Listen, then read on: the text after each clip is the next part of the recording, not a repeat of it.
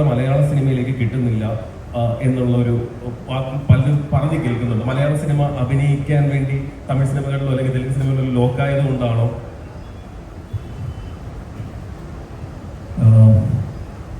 അതങ്ങനെയല്ല. ഞാൻ ഈ മലയാളത്തിൽ തുടങ്ങി എനിക്കിതിന് മുമ്പ് പെട്ടെന്ന് ആലോചിച്ച് നോക്കുമ്പോൾ എനിക്ക് എക്സാമ്പിൾസ് കുറവാണ്. കാരണം സാധാരണ ഒരു ഇൻഡസ്ട്രിയിൽ ഒരു നടൻ ഒരു ഇൻഡസ്ട്രിയിൽ വന്ന് സക്സസ്ഫുള്ളായി ഒരു മാർക്കറ്റ് തൻ്റേതായ ഒരു മാർക്കറ്റ് ഉണ്ടായതിനു ശേഷമാണ് വേറൊരു ഇൻഡസ്ട്രിയിലേക്ക് ബ്രാഞ്ച് ഔട്ട് ചെയ്യുക. അങ്ങനെയാണ് നമ്മുടെ മുന്നിലുള്ള പല നടന്മാർക്കും ഉണ്ടായത്. പക്ഷെ എനിക്ക് എൻ്റെ ആദ്യത്തെ സിനിമ ഫോർ ദ പീപ്പിൾ, രണ്ടാമത്തെ സിനിമ ഫോർ ദ പീപ്പിളിന് ശേഷം അച്ചുവിൻ്റെ അമ്മ എന്ന് പറഞ്ഞ സിനിമ ഇറങ്ങുന്നതിന് മുമ്പ് തന്നെ ഞാൻ തമിഴിലേക്ക് പോയി. അവിടെ ആ സിനിമ 125 ദിവസം ഓടി, മിഷ്കിൻ്റെ കൂടെയുള്ള പടം. അതിനുശേഷമാണ് അച്ചുവിൻ്റെ അമ്മ ഇറങ്ങി.